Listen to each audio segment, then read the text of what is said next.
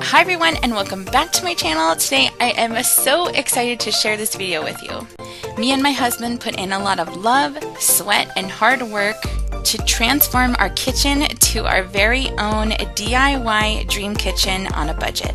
I wanted to share this video with you to give you inspiration and show you that you can get a beautiful kitchen on a budget without spending a whole lot of money. I always had this dream and vision of a big, beautiful kitchen with lots of space, lots of room to entertain. So the first thing that we decided to do was pull up the carpet. My biggest tip for keeping a low budget on a remodel of a kitchen or whatever you're doing is to pick one thing that you really want to spend your money on. For us, that was the kitchen floor. We wanted to take those two areas and make it one giant area. The floor not only cost us the most money, coming in at around $700, it was also the most amount of physical labor.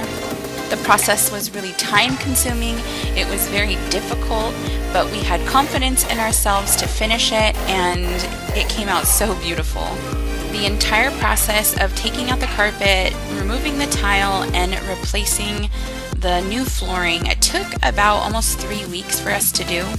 We did only have the weekends to work on this, but my husband also put in a lot of time after work to complete it.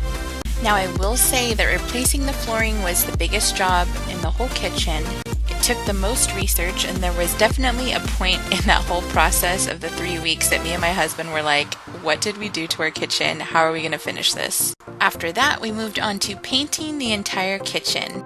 We picked a light gray color to keep it neutral and brighten the room. The cabinets in our kitchen were pretty much brand new, and if we would have replaced them, it would have broke the bank. So we ended up painting the entire set of cabinets, which definitely took a long time, but it was worth it in the end. Since the backsplash didn't match, we took it down, re-texturized the walls, and added a coat of paint. The next project saved us so much money. I really wanted a farmhouse table, but everyone we looked at costed around $1,000 to $2,000. We definitely didn't have that kind of money left over since the flooring cost us so much. So my husband found some plans online on how to build your own farmhouse table. So altogether, the wood for the table cost around $80. I could not believe how awesome the table came out, and that was even before we stained it. We also made a DIY table stain out of steel wool and vinegar. Wood stains can be really pricey, and this one cost us about $5. With a little bit of white paint, we were finished with the table and onto the chairs. We found these perfect chairs on one of the resale apps.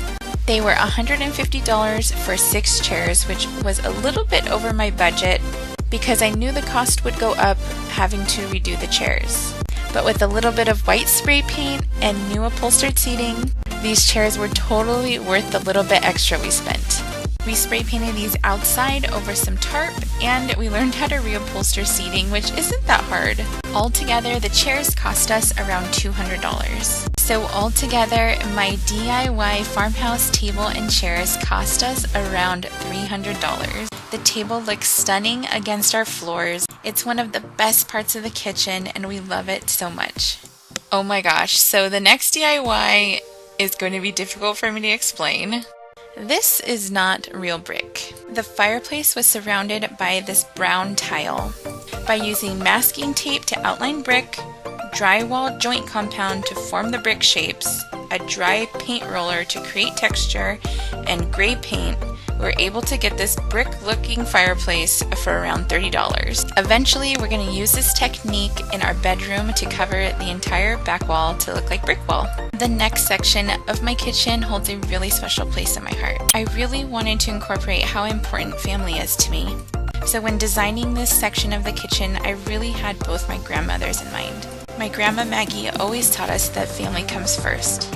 And Grandma Sarah always taught us to show our love to someone through a homemade meal. I found a white sticker decal at Michael's, found the perfect quote online, printed out the lettering, traced the lettering onto the decal sticker, and cut it out.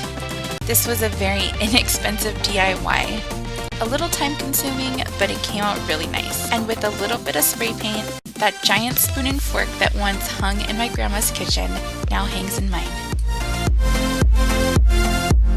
We started our kitchen remodel in August of 2016, and we finished up to this point in October of 2016, just in time for the holidays. It took a lot of planning, budgeting, and a lot of patience and hard work. Since then, we bought this cabinet that we actually use as a food pantry, this being the only non-DIY thing in our kitchen.